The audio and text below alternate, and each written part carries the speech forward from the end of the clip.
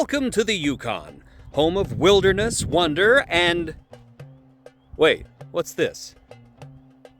Desert? Said I wanted dessert!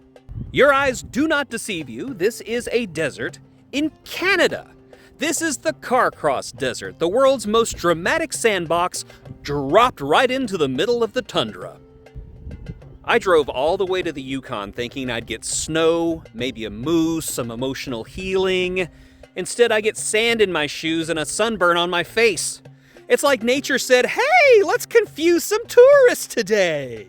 So the Carcross Desert is often called the smallest desert in the world, mostly by people who really want this place to feel important. In reality, it's about 1 square mile of sand dunes, basically the size of a Walmart parking lot, but with fewer shopping carts, fewer drug dealers, and a lot more tumbleweeds. Now, here's the kicker. This is not technically a real desert. Scientists call it a series of northern sand dunes, which is Canadian for we don't want to commit.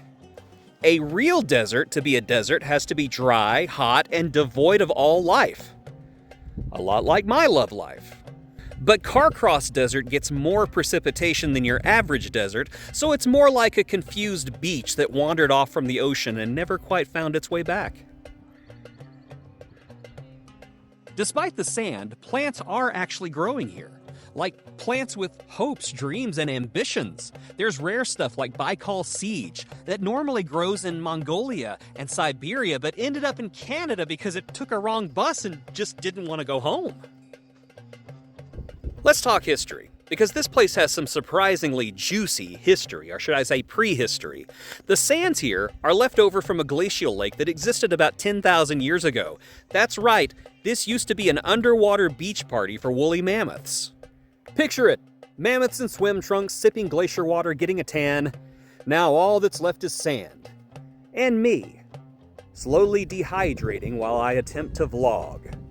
The name Carcross is an abbreviation of the words Caribou Crossing. A name that screams, hey, I don't want to write out all these syllables. The nearby town, also called Carcross, is small, charming, and has more souvenir shops per capita than actual people. You want wood carvings? They got them. You want a latte in the middle of nowhere? Why not? You want a Wi-Fi signal? Good luck, buddy.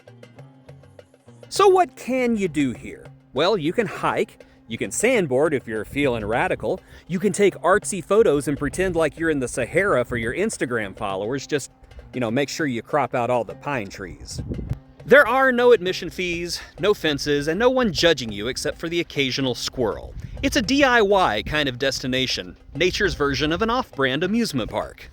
Here's a fun fact for you. Sand is a lot harder to walk on than you think. I climbed a dune thinking I was fit, and now I'm questioning every decision I've ever made in life that got me here.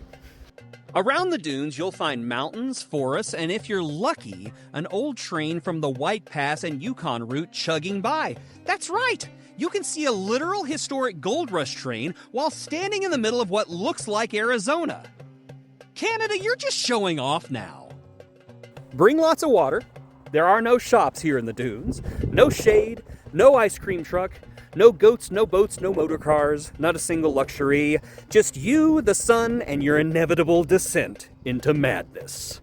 Despite the absurdity, Carcross Desert is weirdly beautiful. There is something magical about this sandy anomaly nestled between lakes and mountain forest, like a croissant in a bag of Doritos.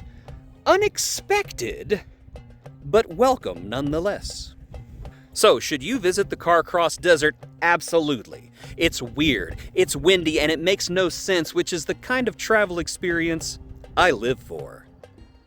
Thank you for coming to the Carcross Desert with me. Why don't you get the sand out your drawers and smash that subscribe button if you like wandering into geographical paradoxes with me, and drop a comment if you've ever gone to the desert and needed a parka.